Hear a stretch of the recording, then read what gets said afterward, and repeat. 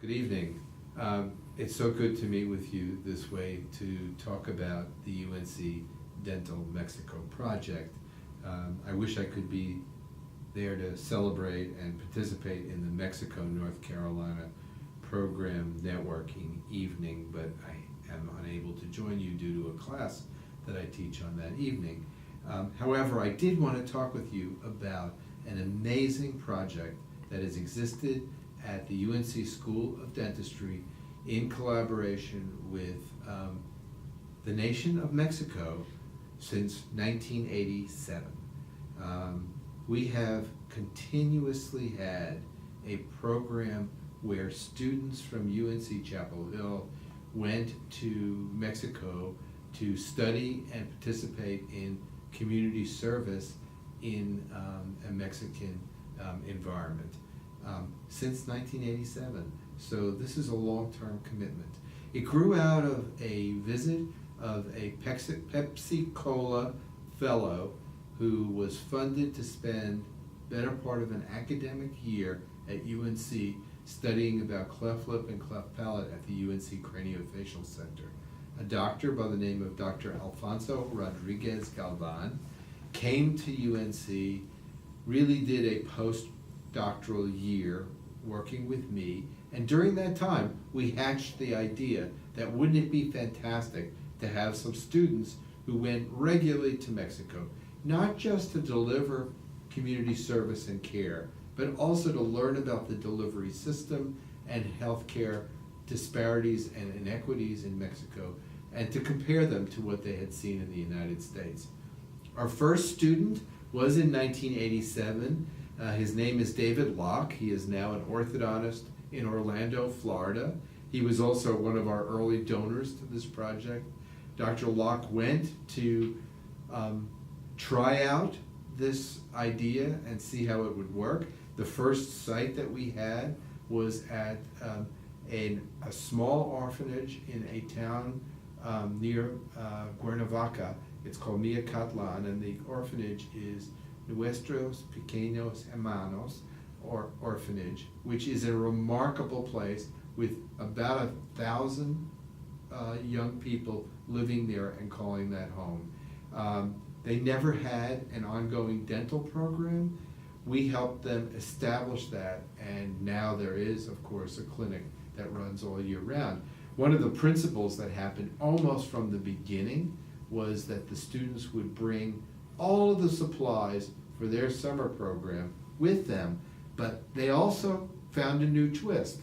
They raised enough money and connected to the dental supply companies, so they brought enough dental supplies so that clinic could run most of the remainder of the year. So when they would leave the place with fully stocked shelves, ready to see children as patients. It was a remarkable place. This orphanage is different from all other orphanages in that the children, when they get there, do not get adopted out of the orphanage. This is their permanent home, and they build a community around that permanent home. It changes the whole dynamic. They are not looking for somebody to adopt them. They have found a home. It is at that orphanage. The orphanage is in an old farm. It's beautiful, and yet it is very basic, but the children appear to be happy and clean and energetic and love the visits of UNC students. So that was foundational. So we combined a clinic time in the orphanage with a study time in Mexico City. And in Mexico City, Dr. Rodriguez Galvan would construct a 8 to 10 day seminar in which they learned about healthcare delivery, and they actually visited hospitals, dental schools, clinical programs, learned about medicine, really saw almost every aspect that was available to them of the healthcare system in Mexico. When they came back from there, they had a much different impression of how care is delivered in Mexico and what are the wonders of the Mexican healthcare system. Dr. Rodriguez Galvan was a public health dentist, and he brought a very population-based perspective to the work that he was doing with our students. So we had a really wonderful opportunity there. For me, some of the amazing things about this project was there was never any UNC Chapel Hill or state money invested in this project. The students ran this like a bake sale. They always raised the money for the project. And not only that, they raised the funds and dental supplies to keep that clinic going for the entire time. For me, the nicest moments related to this project, and I was at the project site on numerous years in the beginning, and then other people started to pick it up, but we always had a faculty member from UNC associated with the project. Sometimes they were volunteers from the community who got adjunct appointments at UNC, but there was always somebody that went along to make sure things were working, and also to make sure the students were being supervised appropriately. But for me, the most important things about the project really were not so much what they did in the clinic, but how they interfaced with the patients, the children, and the community there. So I used to tell these dental students to not stay in the clinic all day long, but to only work either a morning or an afternoon. They could take turns doing which, and to spend the rest of the time with the children in the swimming pool, playing soccer, talking in their dormitories, going around the town, just to see the life of these young people. It's an impressive place, to the degree that the current dentist and dental hygienist that are at the clinic are orphans who were raised in that orphanage and were sent to dental school with funds from that orphanage, and have now come back to the community to help support the oral health of these children. So the question has been asked, why did I personally get involved in leading this program and initiating it? And I would have to say it really grew out of my own life experience and my family experience. I'm a first-generation American. My parents were refugees from Nazi Germany, and for me, growing up was a global experience right from the beginning, and I knew the importance of being a global citizen, participating in giving back into the world community, and also to educate Americans about the broader world. You can get a very isolated and insular position and vantage point on the world unless you have an opportunity to experience how talented and how creative and how lovely people outside the United States are. So starting this project was part of a much bigger enterprise for me. I became both a dentist and got a PhD in sociology, at least in part to try and educate and study issues around globalization. It was only much later in my career that I became UNC's Chief International Officer. But that only happened because I was very much a global citizen and a global player for all of my life. And I think that is a joy for me.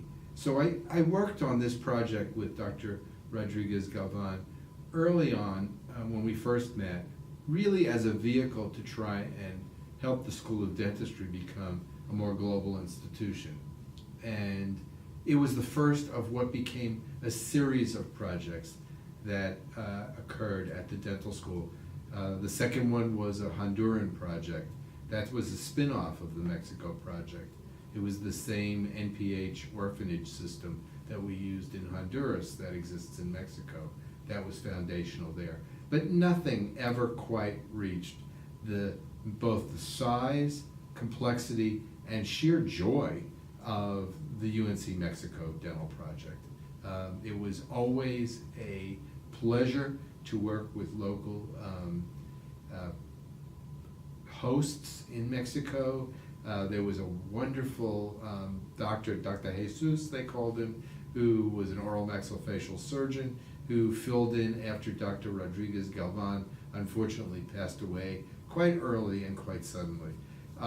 So we've had a series of people who have helped us along the way, but for me, the joy of this project is to see UNC students mixing it up with community members in different nations, giving them some benefit, leaving a legacy, not coming in one year and disappearing thereafter, but actually staying, making a relationship that lasts and endures. And I would say this has been going since 1987. This is an investment in relationship, and that's what I love about it. The students that have passed through this program, so many of them have gone on to work with children in their lives. They've either become pediatric dentists or very child-oriented general dentists or orthodontists, but there's a whole range of them in our alumni group whose lives were changed by their ability to work with children in the NPH orphanage. I do want to say something about how the Mexico Project has grown in the recent years. With the investment of Dr. Vieira, incredible changes have happened.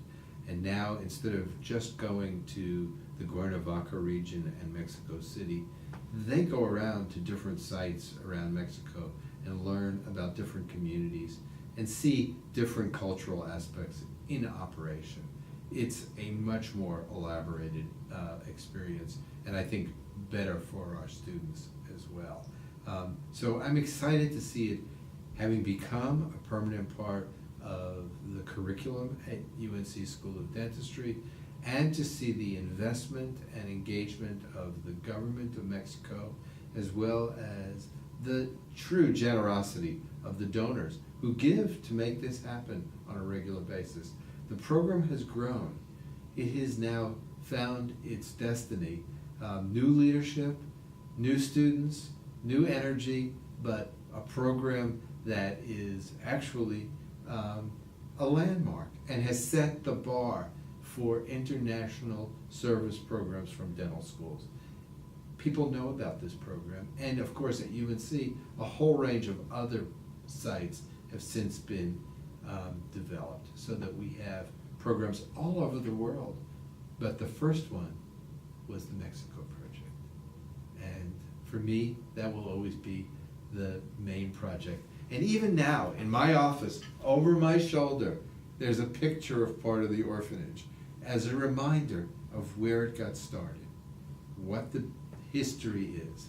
So for me, it's in my heart, it's on my wall. I thank you for your interest.